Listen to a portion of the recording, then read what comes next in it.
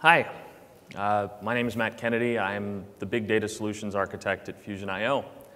Today, we're going to talk about Cassandra running on flash memory. I want to start with this quote. Switch your database to flash now, or you're doing it wrong.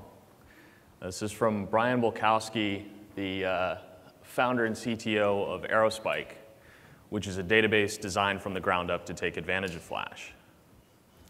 I like this quote. I happen to agree with it.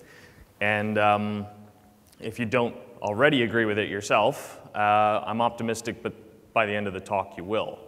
But that means we need to dig into why he's making this claim. In the article that he says this in, it's a pretty simple economic issue. What do we use databases for? We use databases to quickly service reads and writes from clients. These are heavily interactive workloads typically, or at least in the workloads we're talking about here. So switch your database to flash, or you're doing it wrong. What are we switching from? In most cases, we're switching from spinning disk. So if we compare what flash and spinning disks properties are, we see that we're pretty close in capacity these days, but we're way off on IOPS. IOPS is I/O operations per second.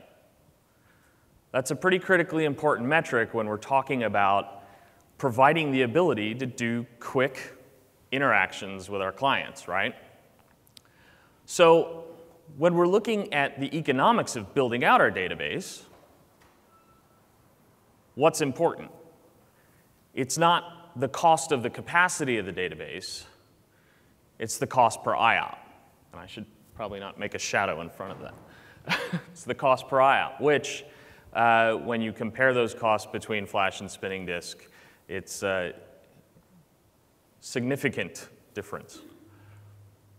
So this brings us to kind of the crux of the issue here. What is flash? And I want to provide just kind of a quick background on the physical media that we're talking about.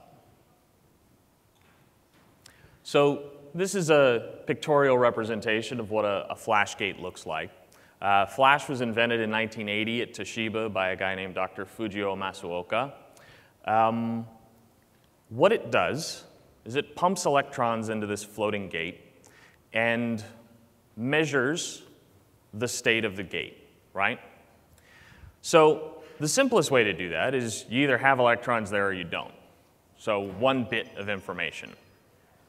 Pretty simple, right? Here we get into some jargon.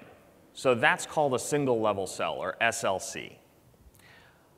When you pump more electrons into the gate and try to measure different levels of electricity in the gate, then we can represent up to 4 states or 2 bits of information, right?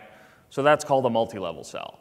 And we can take this farther, and now TLC, or triple level cell, is emerging, and we'll all be hearing more about that in the coming years. But it's important to kind of be aware of that jargon. You hear it a lot. That's what it means. So what's interesting is that flash, when we pump this electricity into the floating gate, we're actually damaging the physical media. So that's not good, right? Flash has a wear life. And we have to be cognizant of the wear life when we're looking at the workloads that we run against it. Now, these days,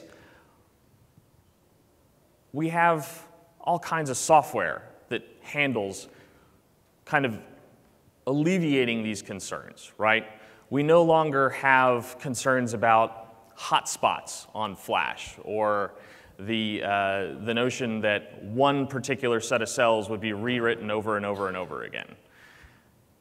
We have software that takes care of correcting for errors and detecting errors when we do have them. So all this software introduces a new piece of jargon. It's collectively referred to as the flash translation layer, or FTL.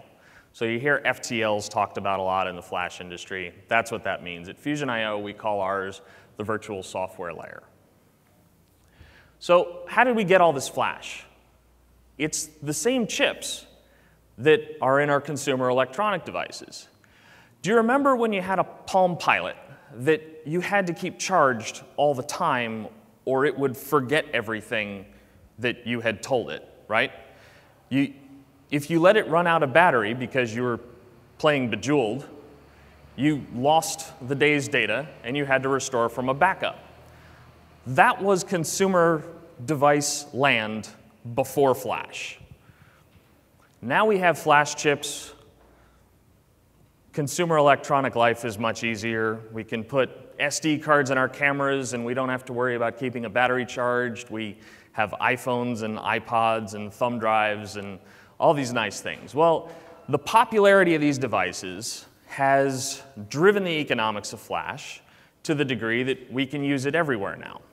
And we use it in servers as very, very fast storage. And these are typically the two kinds of directly attached server storage that we see. We see SATA devices. So we've taken flash memory chips and put them into this enclosure that looks close enough to what a hard drive is that we can kind of use it and get a decent performance boost. But we're really crippling what the flash is capable of. And that's the reason that Fusion I/O's approach is to put it on the PCIe bus as a memory array so that we can address it from the kernel as a memory array and do the block translation layer inside the kernel. So here's kind of the intuitive sense of why that matters. When you're putting a whole bunch of SSDs together, potentially behind a RAID controller, you're introducing a lot more hops to the data path, and that introduces latency. So compare this to the Fusion I/O approach, which is far more direct. The result is Fusion I/O results in very, very good latency, much closer to the speed of DRAM and CPU.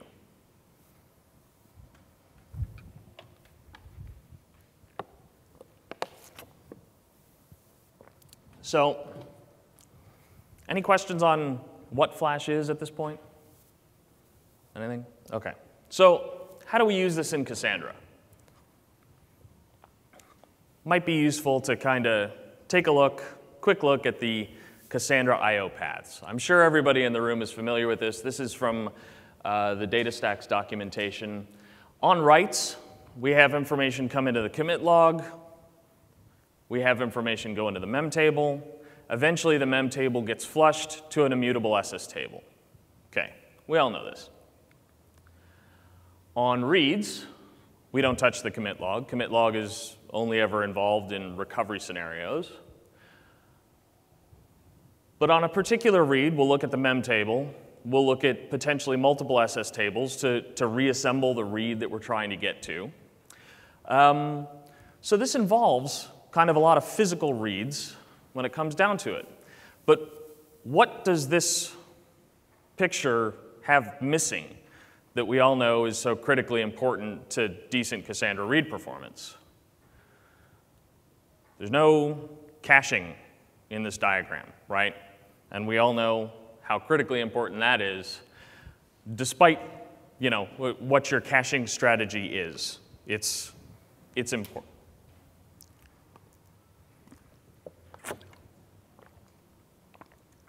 So the importance of caching in Cassandra leads to this key cluster design principle, right? Your working set has to be less than the amount of DRAM that you have. Okay, well, this seems simple enough at first. So can you always predict the size of your working set? Is your working set consistently the same?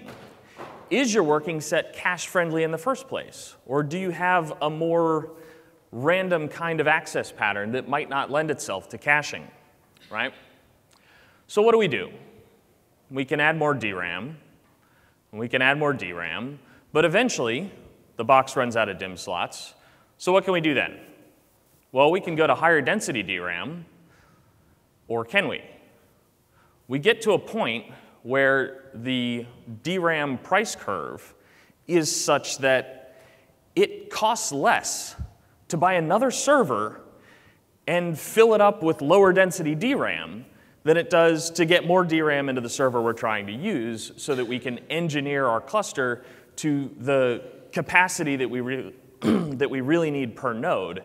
And we're stuck engineering cluster sizes to the capacity that we can cost effectively get into each of our servers. So let's kind of flip this around and look at it from a different perspective. Let's take a degenerate case. We've got one node here, right?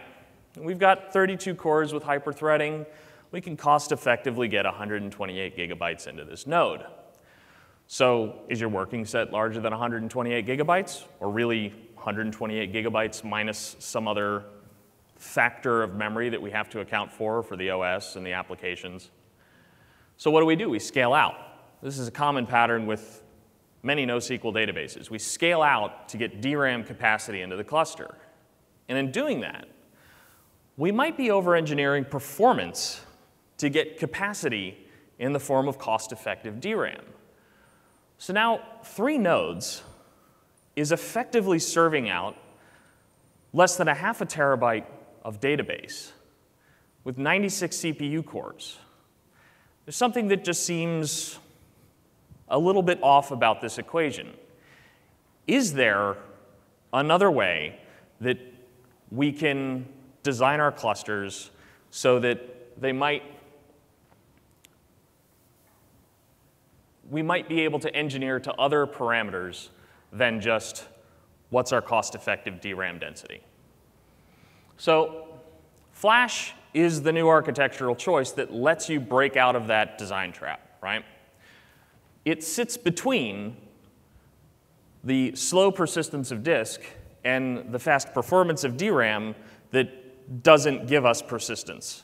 Flash is fast and it's persistent, and it gives us flexibility to design clusters that aren't stuck with a DRAM-centric scale-out metric. Okay, so how do we use it in Cassandra? There's 3 primary options that are interesting. The first one is certainly the most common use case. Just replace all your spinning storage with Flash, right? Easy enough. The second is a little more interesting. We can use some data placement strategies that we can thank Marcus for the patch for. This allows us to effectively blend disk and Flash on every single node. We have to be a little bit judicious with our application and how it treats the different column families, and the application has to be aware of what column families are in what storage, but that's a trade-off we might be willing to make. We can do some interesting things in that case with TTLs and caching strategies, that sort. And we can also use Cassandra's very flexible data center capability to allow us different classes of nodes entirely. And we'll get into that in a little bit. Okay, so how do you use the all-flash option? You mount your Flash at varlib cassandra/data, or just varlib Cassandra, and you're done, right? This is very significant bang for the buck right out of the bat. It makes Cassandra suitable to an entirely new workload that you might not have been able to address if you were relying on the I can only get good reads from good caching kind of design, right? So now you can have a much better read profile in your Cassandra cluster than we typically think of as being Cassandra's strong suit. Okay, data placement. Thank you, Marcus from Spotify, sitting right there. Everybody, round of applause for Marcus.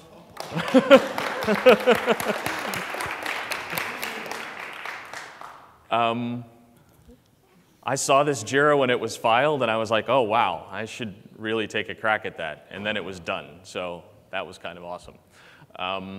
But what this does, it takes advantage of the file system hierarchy. So we could always pin key spaces to different classes of storage device, but we couldn't go down to the granularity of column families. So now we can take advantage of the fact that we have this varlib Cassandra data / key space parent and a column family parent for all the data files that live in there. And so with some judicious mounting options, we can get all of the relevant data files for a particular column family onto flash. We can have a high performance column family while retaining the disk capacity that is especially useful now that Cassandra 1.2 lets us have a little bit more capacity per node, right? So we can have a high performance system combined with an archival system.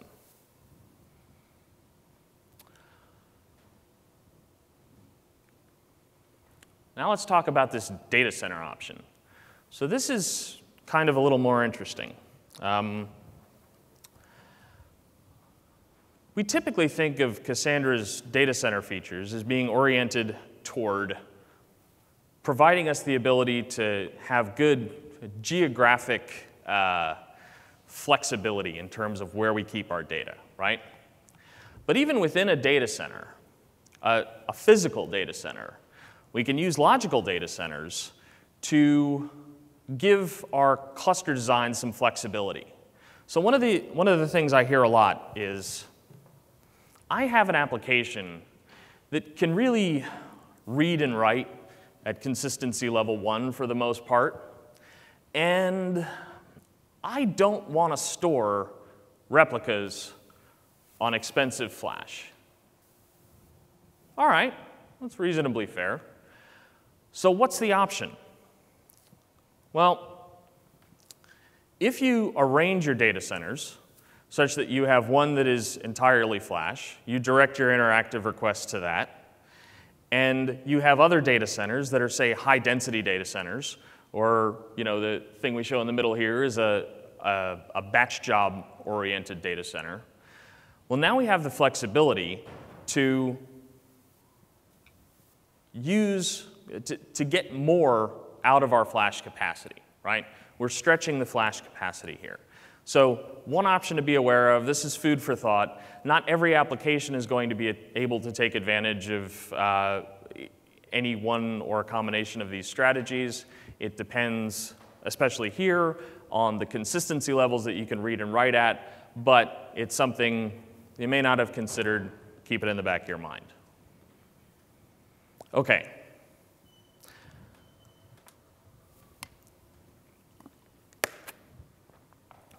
What kind of performance do we see from flash? This is a set of graphs, YCSB testing, which is pretty standard. I've got one node that is generating load against a 5-node Cassandra cluster. These are 16 cores with only 24 gigabytes of DRAM, over 10 gig Ethernet. But the important thing to note here is that I've changed the typical YCSB workload key generation from a Zipfian distribution to a uniform random distribution. So why is that important?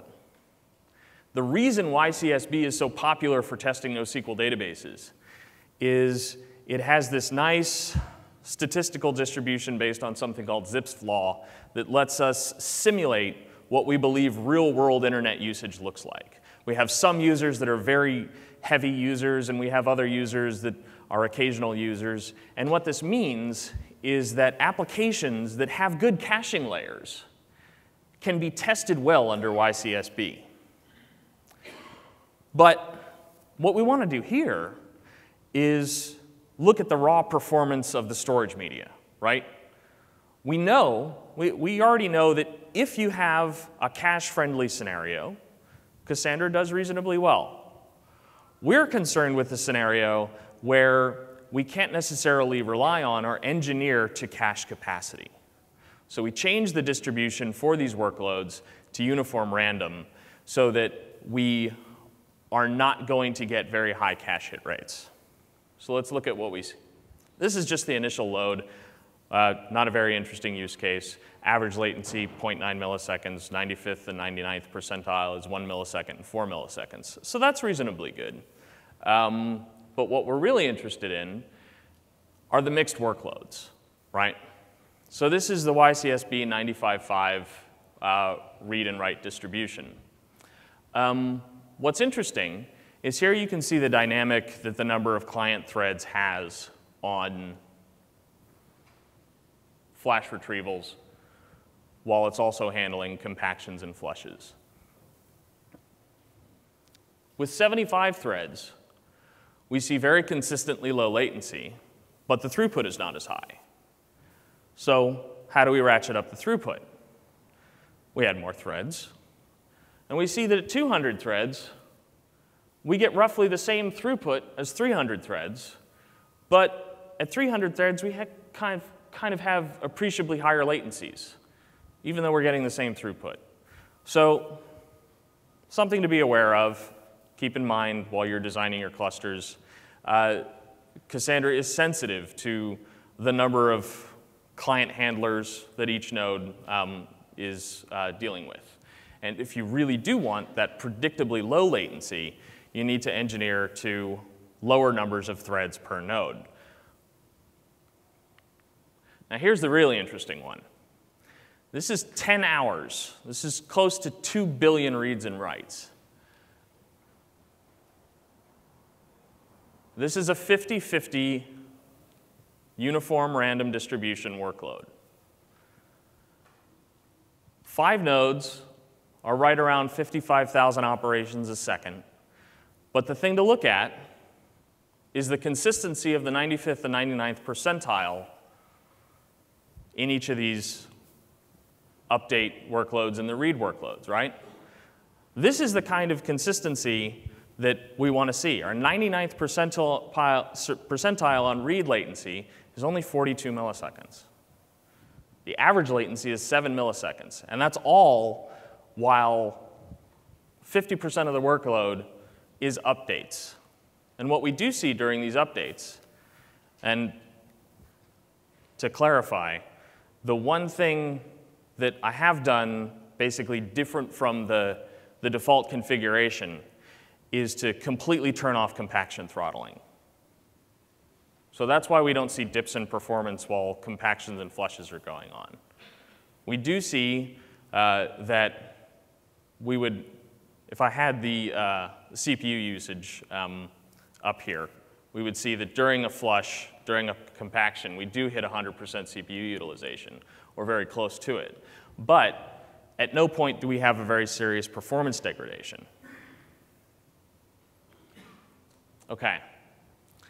So going back to that issue of writing to flash causing, physical trauma to the flash, we have a metric called write amplification that we're very concerned with. So what is write amplification? Write amplification is basically the ratio of the physical bytes written to the device to the logical bytes of the workload. So that FTL I talked about earlier is already doing some things on the flash to keep data rearranged so that we're wearing the device out evenly, so that we're maintaining the best possible performance. And this already introduces some write amplification. But let's think about what Cassandra does. Log-structured merge trees get their advantage on write by having a correspondingly de-optimized read path, right? And we have to deal with that at some point. And we do that with compactions. That's the place where we get rid of our deletes and actually delete data.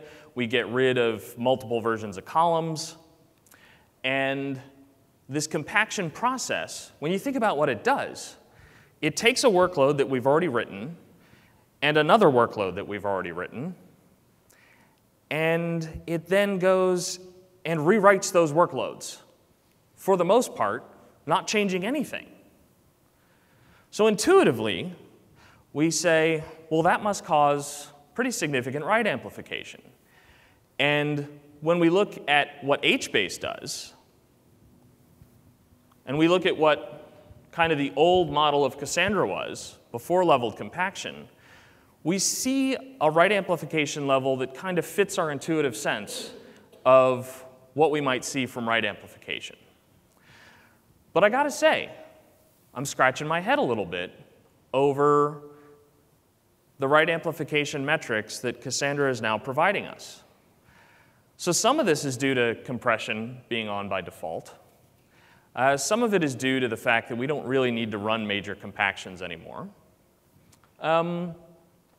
But I also think that part of the reason these numbers in the top rows are as low as they are is that I get a sense that it's difficult to fully simulate what the overall compaction behavior profile is going to do when I'm running a synthetic workload.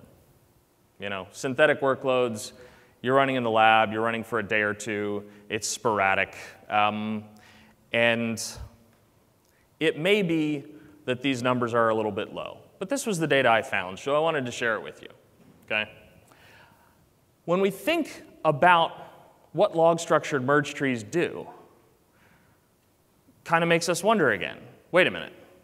We're using a log-structured merge tree because it's good for spinning media, right? Or at least it's one of the reasons.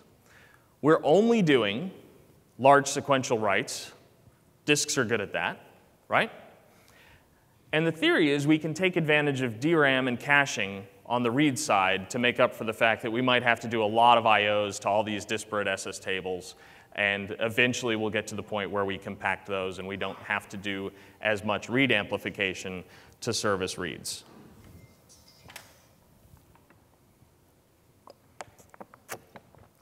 But it is kind of an indication that Cassandra wasn't designed from the ground up for Flash. So is there anything we can do about that? So what we're seeing at this point in the evolution of Flash is that we got a lot of performance advantage from just making Flash look like disk. And then we had a new class of workload where when we exposed it in a way that the system could take the best possible advantage of the chips on the PCI bus, we were able to handle a new class of workload. But what if we took away that entire block layer of the OS?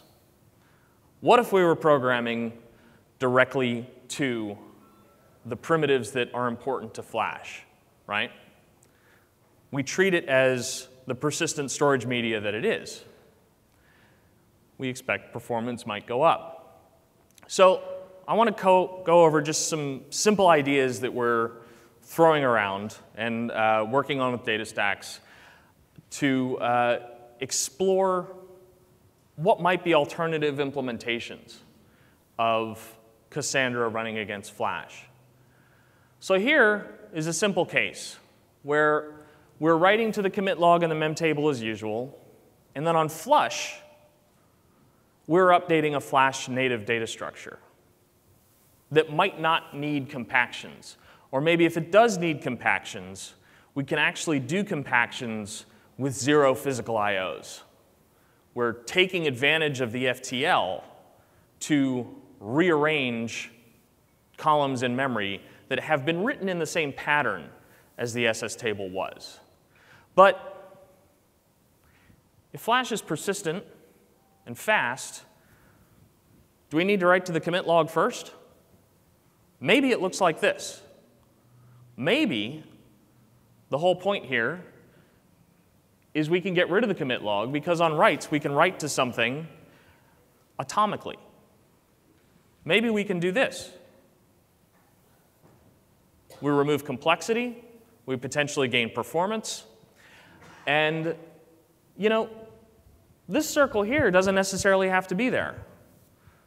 We could certainly implement a function that allows us to flush from Flash to disk for our high-density archival purposes. There's a lot we can do and consider when we start to be more cognizant of the different types of storage media that are out there. And they're only going to continue to change. So we go back to the beginning. Databases, at this point, should be moved to flash, or you're doing it wrong. But as database engineers, we need to be cognizant of what comes next. And we need to make sure that we're not building an architecture to the assumptions of a few years ago so that we get the best possible performance out of what we're trying to do. Because really, when it comes down to it, we're talking about energy efficiency, we're talking about real estate density. These efficiencies really, really matter, right? So flash, more than anything else, is an efficiency tool. And what we are trying to do is make it more efficient. So we're working with Matt Dennis from DataStax to figure out how we can help bring Cassandra into this next generation of storage class memories that we're seeing come onto the marketplace. You had a question?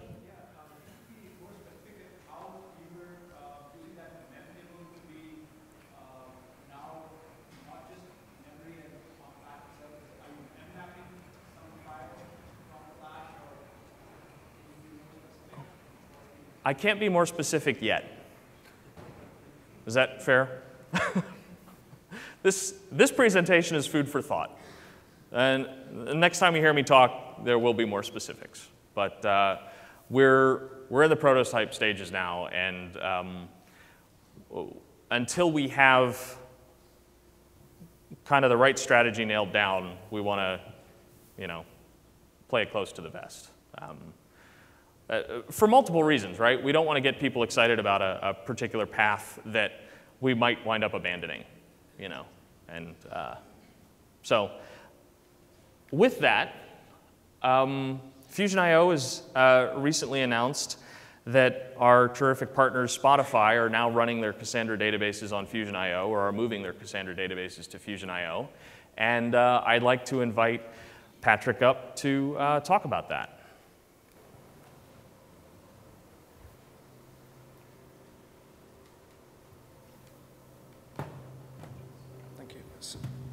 Let's see. Is this good? Yeah. Okay, cool. How are you doing? So I work as an architect within Spotify, which is a quite loose term. I work more across the whole of our technology stack, everything from scalable storage to network to servers to data centers, etc. And the idea here was to talk a bit about our early results on Fusion.io. And I'll also go into a bit how we use Cassandra and how big our clusters are and how many we have. And feel free to ask questions, as we have quite a lot of time. I only have a few slides, and if we have time, I'll show you a couple of graphs and we can talk more about it. So, how many in here knows what Spotify is? Okay, that's almost everyone. That's good. So we're a music streaming service. The idea is to give access to all kinds of music quickly through a couple of different uses models. One is you can search for the song you want to hear. If you know what you're searching for, you search for it, you play, it's instant. Or you can use our discovery services, which is everything from browsing artists, browsing albums, but also we do a lot of recommendations. We use Hadoop and machine learning, and their recommendations from the machine learning goes into Cassandra, and we present them to the users in form of stories. We exist on a lot of devices, and rather recently we also released a web player. We haven't had that before, but it's there now to make it easier for people to play music. I won't go in more to it because most people here seems to know what it is. So how big are we? We have over 24 million active users currently, and we're growing quickly. This number is a couple of months old, so use your imagination. We have over 20 million songs available globally, and that number is growing with around 20,000 per day. So there's a lot of music getting created in the world, and we quickly add it. So we have over 6 million paying subscribers. So we are one of the few services that has a freemium tier. So we have a free ad-sponsored tier. And not only, so here in the US, you have Pandora and radio services, and that's due to you have a licensing called DCMA that allows internet radios here to give you that license, that service. It doesn't exist in the rest of the world, sadly. So in the rest of the world, there is no such thing as free mobile radios as you have here in the US. And we have a desktop product today that is ad supported, something our competitors doesn't have, and we're working on bringing that to mobile over time in the rest of the world also. We have over 1 billion playlists, and playlist is one of the systems that we run Cassandra. We can take more questions about that later. We paid $500 million back to the rights holder, and we'll pay another $500 million within the next 9 months, because that's the growth rate we're on currently. We are over 850 people employed. It's even over 900 as we speak. We are looking for people actively, and I'll get back to that later. We are over 250 developers, and that's the area we're growing mostly in. So how do we use Cassandra within Spotify? It started out really with playlist, or it started out with a service that we use for key value for users, but playlist was the big system that we started using it for.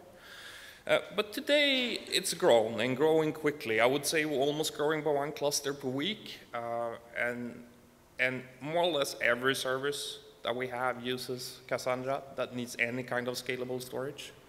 We currently have in our clusters over 300 servers, and they're all kind of different servers depending on if we're IO bound or if we're CPU bound, and it varies.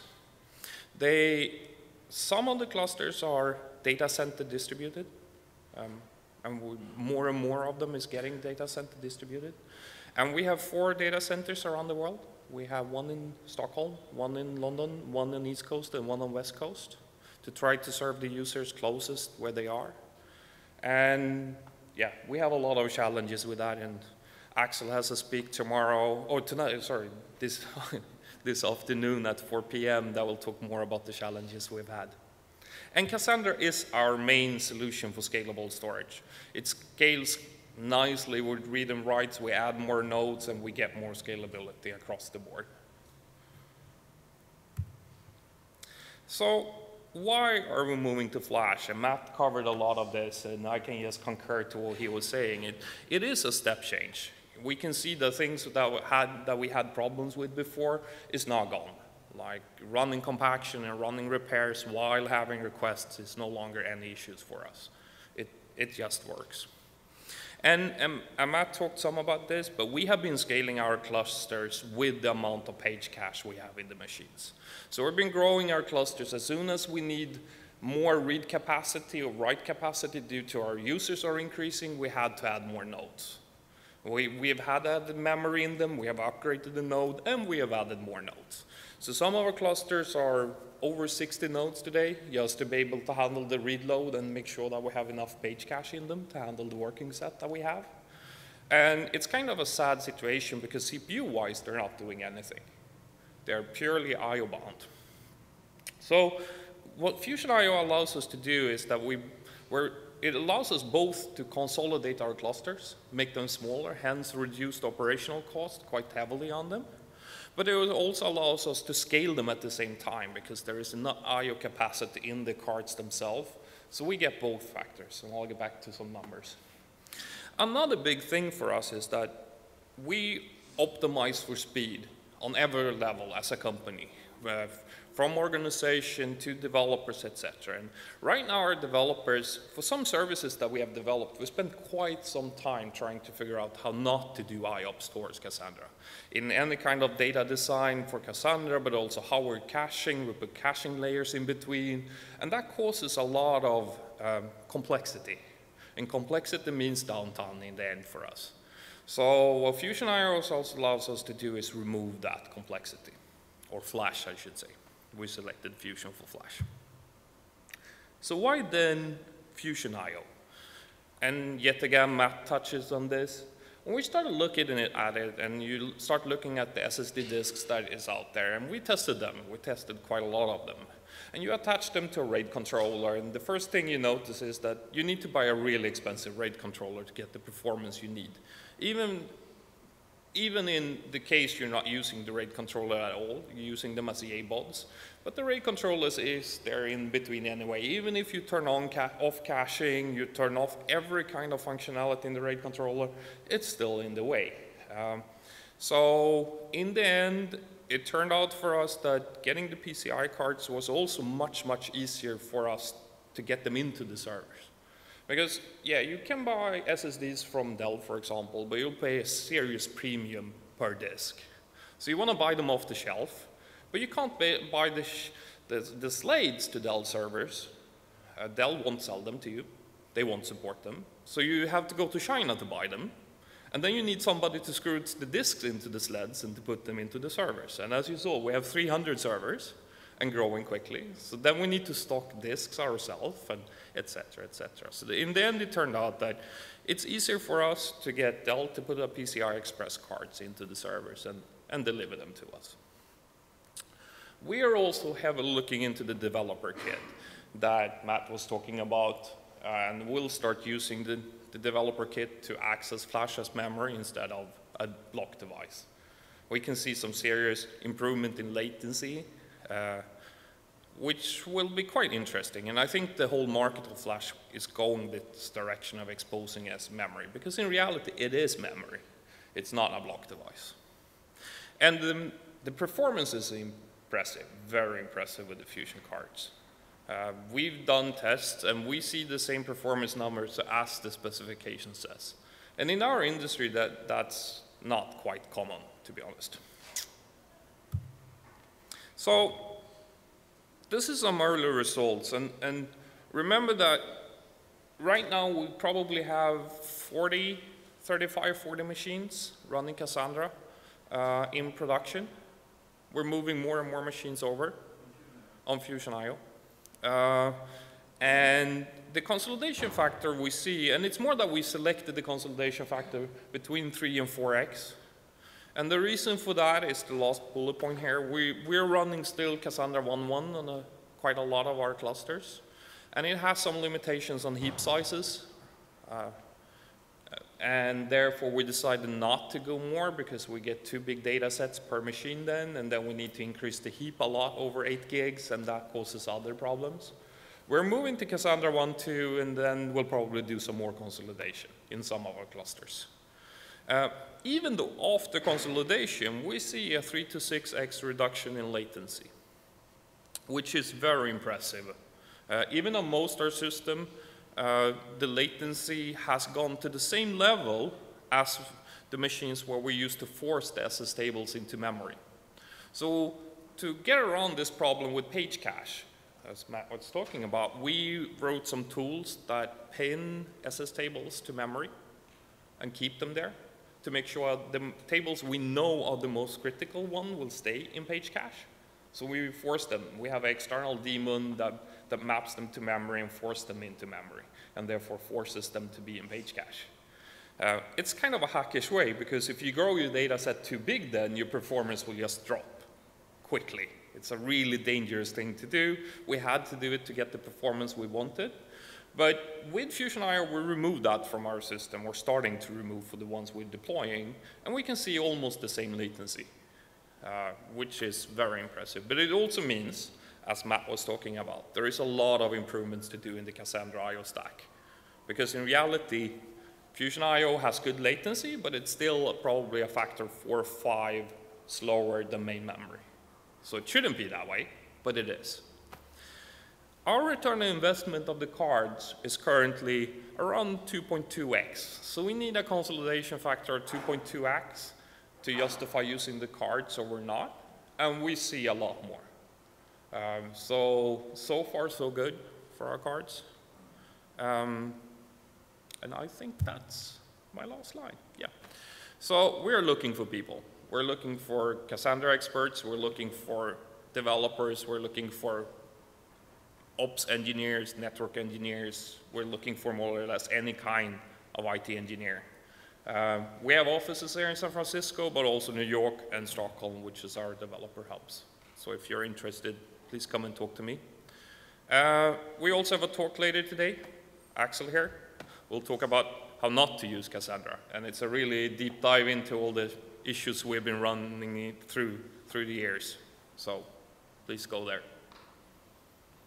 That's it for me. So we have a few minutes for questions, or given the massive distances between sessions, if you want to just wander out, I will not be offended. I'm happy to return the time to you. Yes?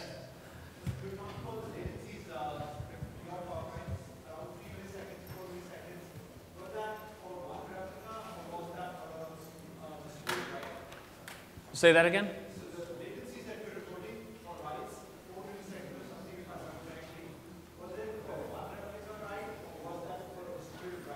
No, the load was consistency level all for 3 replicas. Yeah. Yes. So in production, we see around 100 or even 70 microseconds of latency for write, around 200 micro for reads. IO scale. IO scale.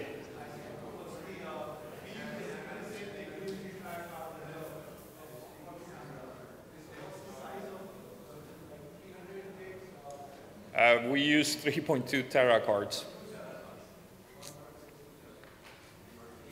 So, and the 4 milliseconds was the 99th percentile latency as well, which yes, is which is impressive. I mean, the long tail of Cassandra when you're using disks is quite bad normally, the long tail latency. So it's quite a heavy improvement. You still see the long tail to be quite bad, right? Even though it's 2 milliseconds, but it's compared to microseconds. But 2 milliseconds is much nicer. Sorry? I think we're using 32 still.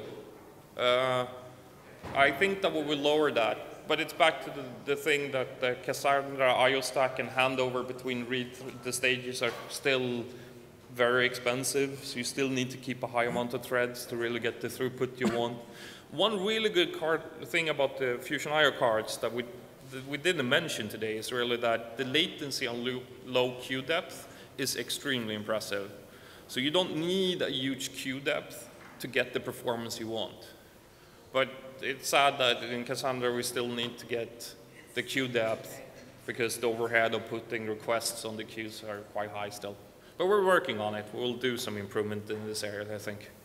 Yeah, there's a lot of areas that we might be able to chop out latency in Cassandra that have nothing to do with the storage engine that are there because of the assumptions of running against spinning disk. Any other questions? Yes?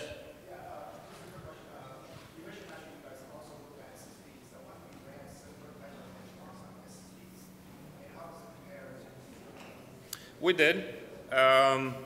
We did run benchmarks on them, and in reflection is that we had to put quite a lot of disks into the RAID controllers before getting the same performance.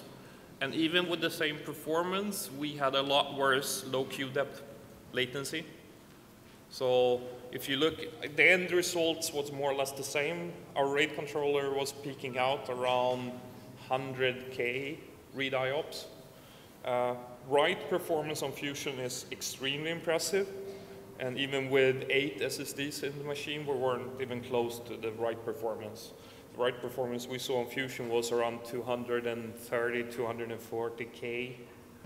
And we never come over 100 on the, but we also used Dell, and we used Dell's biggest RAID controller in direct attached, and they have kind of an SSD acceleration mode, which is just pass-through. But even in pass-through, they are causing quite a lot of overhead, especially on latency. Yes?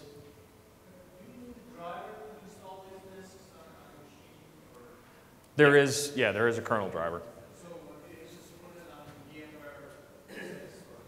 It's supported on a number of different versions of VMware. I'm the wrong guy to ask about VMware, but we can certainly get you the answers you want. We have a booth, stop by afterwards and we'll get you connected to the right person. Sorry? Fusion, in the end, we talked with some of our partners and they strongly recommended them, the performance. If you mean other PCI Express vendors, yeah. Fusion IO has one thing which the other vendors doesn't have yet, and they don't have any superconductors or batteries on the cards, but still recovers from power failures. So if you look at it from a long-term operational perspective at the scale we're at, we used to have to change batteries on our RAID controllers every year, which is insane, to be honest. And with Fusion IO, we don't have any of those kind of components. And they are unique in that, so they can recover from power outages without superconductors or batteries. That was the main reason we started. I mean, that's the main reason we only tested Fusion IO, because the other ones were never an alternative. There is a small capacitor on the devices, or two capacitors on the devices that guarantee durable writes in the event of a power failure. But they're not super. Right, they're not super caps. And that's those causing the issues.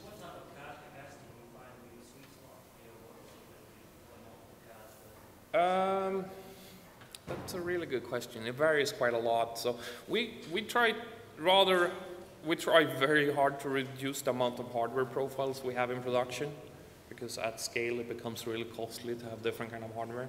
So we went with the 3.2 tera cards for that reason, because we have some workloads which gets up to around 2 with the constellation we see. I would say probably our sweet spot is more in the 1.6 something range. We may change to that card in the future of that reason and have 2 machine types. But with Cassandra 1.2, things looks better. With 1.1, it's probably 1.6. With 1.2, will probably be around 2, I would say. I hope. That's the goal. You had another?